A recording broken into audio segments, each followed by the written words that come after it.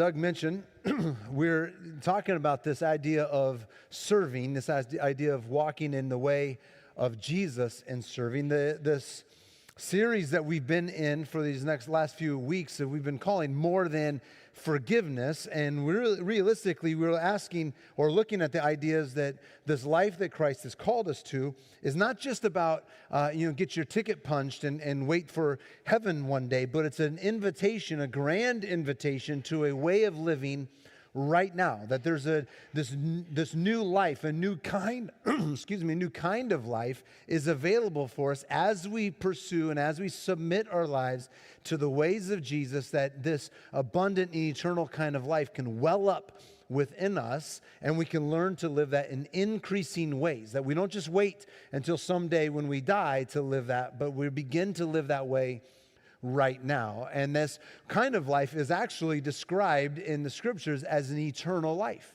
that the eternal quality of life, not just length of time, but a quality of life is available right now. So when we look at these aspects of this kind of life that Jesus invites us to, we're looking at the best life that God has for us. And from the very beginning of our creation, God, for reasons only He can understand, has designed us to partner our life with Him. That our life finds its ultimate significance and meaning when we participate and we partner with the divine Trinity and what He is doing in our world.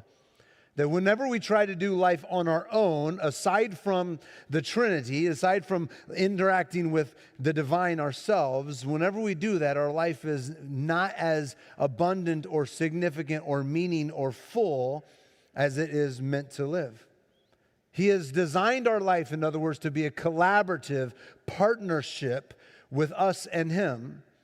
And that Jesus leads us into this kind of life to give us the power that we need to be able to walk in the ways that God has called us to be in the flow of God's blessing to other people. So this morning, what I want us to understand is that we will find our purpose, our meaning in our life when we make ourselves available to the people around us, to be God's hands and feet, to serve and to care for the practical needs of those around us.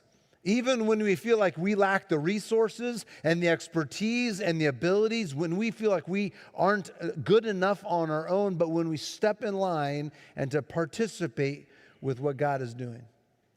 And what might seem like a paradox to us, Jesus' words are true, that anyone who seeks to hold on to their life, to cling to their life, will end up losing it. But he or she who seeks to lose their life, to give their life away for His sake, for His name, will find true and abundant, satisfying life, this eternal quality of life. We will find our life's purpose and significance and meaning only when we learn to give our life away for the purposes of God, not to try to clamor and hold on to our things or our stuff or our time or our life itself. So this morning, in order to help us to understand how do we step in line to this life of serving and generosity to the least of these, I want to look at a miracle of Jesus, a teaching, a story in Jesus' life. And it's the only miracle, other than the resurrection, it's the only miracle that's recorded in all four of the Gospels, Matthew, Mark, Luke, and John. So all four Gospel writers find that it's important to write about this particular miracle. It would be an important thing for us to understand. Important thing for us to wrestle with as well. It's found in, like I said, in all four of them. I'm going to look at Mark's version. So if you have a Bible with you, it's found in Mark chapter 6, verses 30 to 44. If you have an app on your phone or something like that, you want to look it up, you may want to do that. But I want us to notice an invitation in this miracle to participate in the miraculous blessing of the multitude. I wanted to understand the invitation for us to participate in the miracle that happens and the impact that participation has on the disciples. For there is a blessing that comes to those who seek to learn to carry out the ways of God and to care and to serve for the least of these. I've said this in other venues and other times before. You may have been in one of those venues. I may have shared it here. I'm not 100% sure, but many of us carry kind of heavy burdens with us, burdens of our life not turning out the way we wanted it to turn out, burdens of perfection and performance, and we want to perform in a certain way to make sure people see us and make sure our reputations are in order. And so we carry around these kinds of burdens with us, kind of like a big heavy backpack, if it were, just kind of all this loaded up stuff, right? And the surest way to lighten the load of the burden that we have, the surest way to do that is to get our eyes off of our immediate circumstances, to lift up our gaze, find somebody else who has a need or some practical aspect that we can care for, and to meet their need. To get the eyes off of our immediate circumstances and to care and to meet the needs, to seek to help somebody else. And then when we do that, we begin to walk a little bit lighter. We begin to have a little more skip in our step. And that's because that's how God has wired us, to participate in meeting the needs of others, to caring and being generous with our time and our talents and our abilities, to learn to give away rather than to hold on to tightly. This is the life that Jesus is inviting us to be collaboration and to work with Him as we seek to bless and to be the hands and feet of Jesus.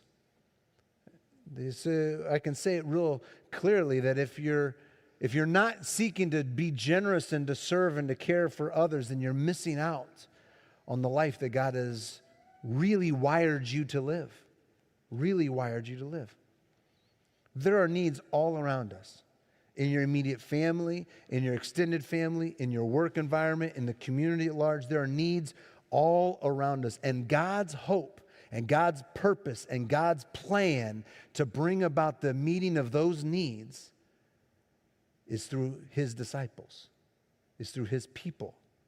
Learning to live generously with what we've been given. Our time, our abilities, our talents, our treasures. And we need to learn to step into this way in increasing measures. And we're going to look at this miracle that Jesus does and how He uses His disciples to carry out this miracle. And it's probably a familiar miracle. If you've been around the church, for sure, but even if you haven't been around the church, it's probably a familiar story that you're somewhat familiar with. And I want us to just consider 4 things as you think about this story and how it looks to be about God's serving and His blessing to the people around Him. It's the feeding of the multitudes, the feeding of the 5,000 or so people that gathered on this hillside to hear Jesus. But the first thing I want us to know about participating in the purposes of God and meeting the needs of the people around you is that our meeting the needs always begins with rest in our relationship with Jesus. It begins with rest in our relationship with Jesus. Pastor Jake taught about this a couple weeks ago, so I'm not going to rehash all of his message, but I do want us to notice what is going on with the disciples right before they see this need and right before they step into the miracle and to meet the need by feeding the 5,000 or so people. So in Mark chapter 6, I'll start in verse 31, it says this: because so many people were coming and going, they did not have a chance to eat. He said to them, "Come with me by yourselves to a quiet place and get some rest." So they went away by themselves in a boat to a solitary place. Now there's a lot of work to be done. Right before this feeding of the multitude, the disciples are sent out and they're doing miracles, they're teaching, they're doing all this action and this work for God. And Jesus recognizes that all this stuff is going on. They needed a quiet place to get their lives recentered and rested and fueled by God. And our ability to step into God's purposes in the world, our ability to be a part of what God is doing in this world is directly related to our willingness to pull aside from the hurry and to deepen our relationship with Jesus.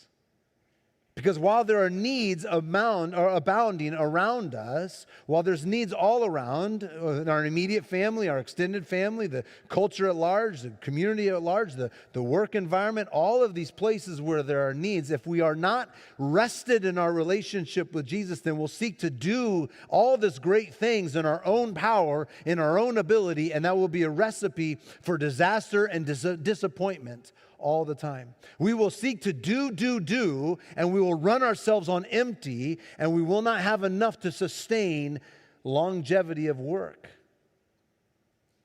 So let me ask you the first of a number of redemptively disruptive questions this morning.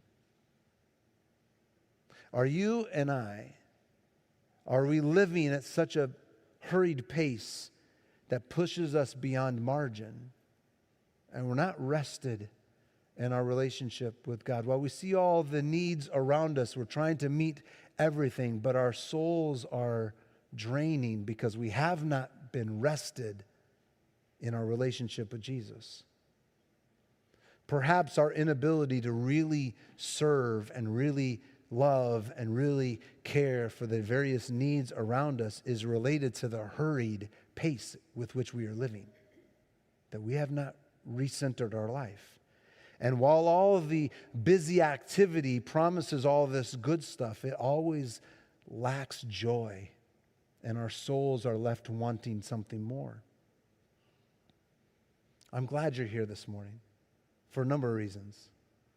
But one of the reasons I'm glad you are here is because this hour or so that we gather on Sunday mornings forces us to slow down the pace of hurry in our life, to recenter our soul and our hearts and our minds on the person and the character of God, to recenter us, because there's needs always around us.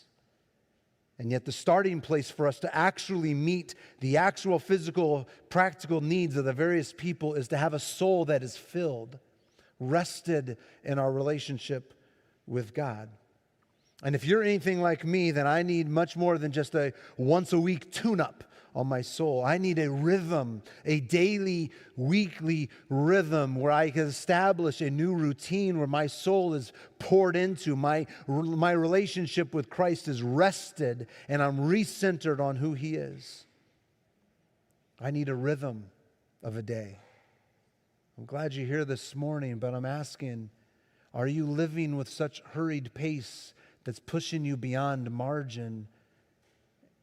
And perhaps your inability to see others with compassion and serve and to be generous with your time, money, talents, abilities, and whatever is because we are seeking to live at such a high pace. Hurried life is starting to wear on your soul. I need a new rhythm. I submit to you that some of you need a new rhythm.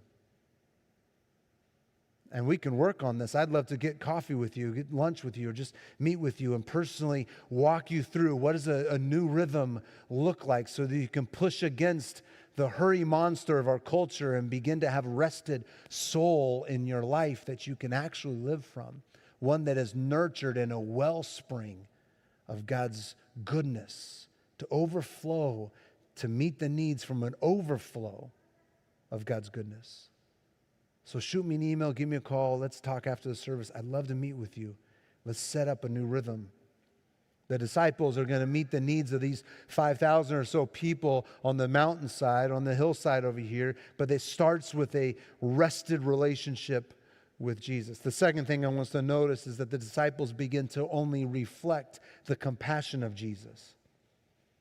The compassion that the disciples begin to live with is a reflection of the compassion of Jesus.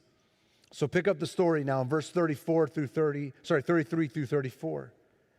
Many who saw them leaving recognized them and ran on foot from all the towns and got there ahead of them.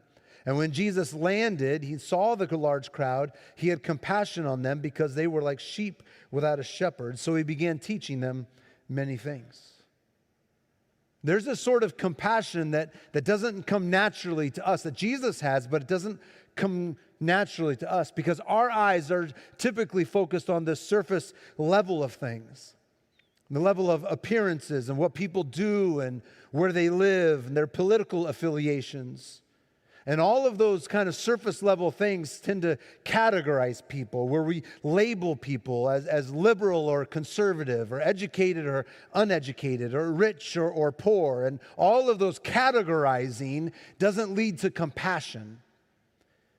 Categorizing of people it keeps us away from seeing them the way Jesus sees them and seeing them with compassion.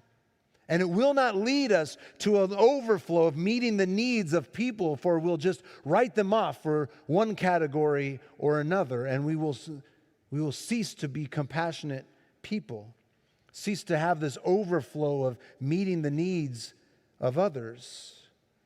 But if our eyes could reflect the compassion of Jesus, for he sees this crowd of people, multitudes of people from all walks of life, from all towns gathered, and he sees them not in various categories, but he sees them with spiritual eyes, and he sees them as sheep without a shepherd. That's language, if you're familiar, that's language from the Old Testament book of Isaiah chapter 53, where we are all described, the human condition is described as we have all wandered away. We are like sheep without a shepherd who have wandered from the ways of God. Jesus doesn't see in labeling categories, but he sees with spiritual eyes as people, sheep without a shepherd. And while it looks different for each of us, all of us have wandered away. Some of us are captivated by greed and power and money. Others of us are captivated by performance and perfectionism and giving off a certain persona by others. And still others are seeking pleasure at whatever it costs, whatever it means I can do. As long as it makes me feel good, it's okay. But in all of our wandering, while it's different for each of us, in all of our wandering, there's a danger, for the end result of a wandering soul is life apart from God. A life apart from God. And God's response to our wandering, however it is that you have wandered, God's response is not a disappointing shaking of his finger, but a compassionate pursuing us to lead us to an eternal kind of life if we would be willing to change direction.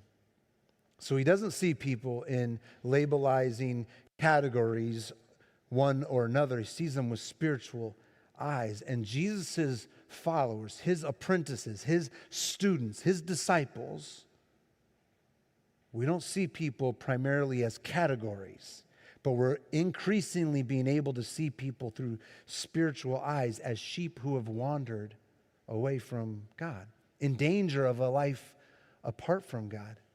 And because of that, our hearts of compassion are beginning to increase. We will begin to reflect God's compassion when we begin to see with Jesus' eyes. So let me ask you a second redemptively disruptive question. Do you think that the people around you, at work or in your sphere of influence, or people that you interact with, do you think that they would consider or that they would think that Christians are the most compassionate members of society? Do you think the people that you know would say that Christians in general are the most compassionate members of society? That they reflect the compassion of Jesus? Or do the people around you in your spheres, would they say that Christians are the most labeling of members of society? And categorizing and labeling people will not lead us to the compassion of Jesus. And it will stop us from living into the way of life that Christ has come to live us. We will not live a significant, meaningful life in the streams of the pursuit of God, and we will not live that way as long as we're living with harmful labels, categorizing as rich or poor, liberal or conservative or whatever that we can do, and we cease to see with spiritual eyes the compassion of Jesus, that we will cease to live a significant, meaningful life, and we'll live for all these things that overpromise and underdeliver, and our souls will not be in what God has for us. And perhaps that can just lead us in a moment of confession to think, how have we allowed labels to be easily handed out for other people? And how has our labeling and categorizing people kept us away from the compassion of Jesus? How have we allowed that to sink into our life? And maybe this morning, maybe a takeaway for us this morning is simply to pray for new eyes, to see with Jesus is, to reflect his compassion, not the categorize and labels of our culture. But the invitation does not stop with just seeing differently and just a new vision, because the invitation to a life of generosity and serving is extremely practical. To participate with God's purposes in the world is really to take what we have been entrusted with and be faithful with God's purposes, with what he has. Be faithful with what you have, not with what you don't have. Be faithful with what you have, to meet the needs, to seek to meet the needs of others, being faithful with what you do have. Picking up the story here in verse 35. By this time, it was late in the day. His disciples came to him and said, "This is a remote place," they said, "and it's already very late. Send the people away so they can go to the surrounding countryside and villages and buy themselves something to eat." But he answered, "You give them something to eat." And they said to him, "That would take more than a half year's wages. Are we going to spend that much on bread and give them to eat?" "How many loaves do you have?" he asked. "Go and see." And when they found out, they said, 5 and 2 fish. And Jesus directed them to have all the people sit down in groups on the green grass. They sat down in groups of hundreds and fifties. Taking the 5 loaves and the 2 fish, and looking up to heaven, he gave thanks, broke the loaves. Then he gave them to his disciples to distribute to the people. He also divided the 2 fish among them all. They all ate and were satisfied. And the disciples picked up 12 basketfuls of broken pieces of bread and fish. The number of men who had eaten was 5,000. So the disciples come to Jesus after this long time of teaching. They tell him, "Jesus is getting late. Send people out so they can get their own food." And his response to them is, "I want you to meet their needs." And they look at what they have and they go, "There's no way that we can do this. The task is too large for us. It seems out of our reach." But Jesus isn't asking them to do something that is outside their reach. He's asking them to be faithful with what they do have. So when you are filled with compassion, you take what you do have, you place it in the hands of Jesus, and you watch what he does with what we have. When we are faithful with what we do have, with his compassion, he blesses it and he gives it back to us to be handed out, and it's multiplied. And the miracle happens right before our eyes. Jesus takes these loaves, he blesses it, and notice what he does. He gives it back to them. The assumption is, disciples, you have been given resources by God for a purpose, to be blessing those around us, to meet the needs of those near us. So Jesus provides what the people need. But don't miss this. He provides what people need, the hunger, and he takes care of that. But he meets their needs through his disciples. He meets their needs through their obedience, through their submission to him. See, if the point of the whole miracle was that he can provide all that we need, if the point of the miracle is to show that Jesus can provide our needs, then he could have just made bread show up from heaven. He could have just made it rain down new food. But the point of the miracle is that he chooses his disciples who would be obedient to his call to bring compassion and to meet the needs of those around us. The whole point of this miracle isn't just to see God's goodness, but to see his disciples' obedience to meet the needs through them. See, oftentimes the miracles don't bypass the disciples, they include them. And Jesus is developing us, his people, his students, to be the kind of people who meet the needs, practical, spiritual, physical needs of people around us. Because our life with God is much more than forgiveness and getting a ticket punched so we can go off sometime. But our life with God is to see people with Jesus' eyes and to be actively involved in meeting their needs and caring for them and showing them God's compassion and mercy. in our church, in our community, in your family. Jesus says, I've given you something. I've given you resources. You give them something to eat. Use what you have. Be faithful with what you have and see the miraculous happen right in front of you. As followers of Jesus, we ought to be the most generous, giving, compassionate, serving kind of people because He will multiply our resources to meet the physical and practical spiritual needs of those around us. Which leads me to the fourth thing I want us to consider in this whole miracle.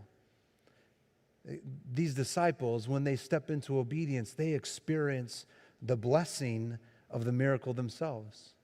This is what Doug was mentioning. But can you imagine the joy on the disciples? Put yourself in the story for a second. You're one of Jesus' disciples. You're a little skeptical that these 5 loaves and 2 fish are going to do anything worth anything. He prays for them, breaks them, gives them into baskets, 50s and hundreds of groups of people out there, and you start handing them out. And to your eyes, right before you, these bread and this fish are beginning to multiply, and people are being given what they need. You have a front row seat to the miraculous happening right before you. Hope being restored, forgiveness being offered, people getting the food that they need. All of this is happening right before you. Can you imagine the joy as your skepticism turns from skepticism to trust and faithfulness in what God is doing? As you call out to another disciple on the other side of the hill and say, hey, how many baskets do you have? I keep got them. What's happening? I don't know, but Jesus is doing something here. The joy that begins to overflow. And don't miss this, because at the end of the miracle, we are told that there are 12 basketfuls left. 12, one for each of the disciples. The disciples, in their serving and in their giving and in their generosity and taking everything that they had, putting it in the hands of Jesus, they don't go without. They don't miss out on the blessing. They don't give it all and say, oh, I guess there's nothing left for me. But God has provided more than enough, not just for the 5,000 or so people, but for the disciples themselves. That's the way joy works. When you step into the line with what God is doing and He multiplies it and He blesses it, and there's an experience of blessing for us as well. There's a truth that you cannot let go of, that there's more. When we give, we receive more than we can ever imagine. I can say it this way: you are missing out on life. You are missing out on life if you are neglecting the call to radically, generously, sacrificially serve the needs of others around you. If you are clasping a hold of your life, clasping a hold of your resources and your time and your abilities and your talents to just hold on to you, you are missing out on life. For the life that He has come to offer us is more than forgiveness. It is a life of stepping into the stream of blessing that God is going to do, not just around you, but directly through you. And you don't have to have unlimited resources.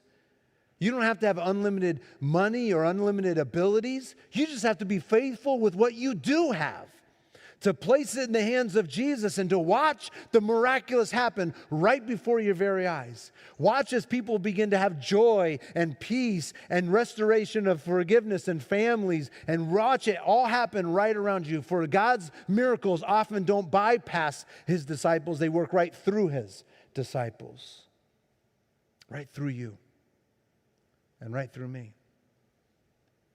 So let me ask you one last final redemptively disruptive question. Where can you be generous?